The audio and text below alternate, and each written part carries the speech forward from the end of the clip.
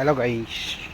Ito na po yung mga manok natin guys dito sa labas. Ang iba ay pinalabas natin. Ito na po. Ang iba ay nasa loob pa rin. Ito yung may magkaramdaman guys.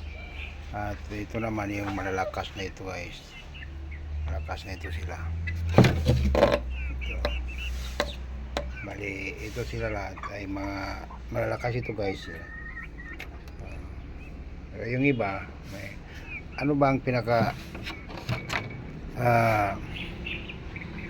pinakamalakas na gamot sa pangsip ng manok guys?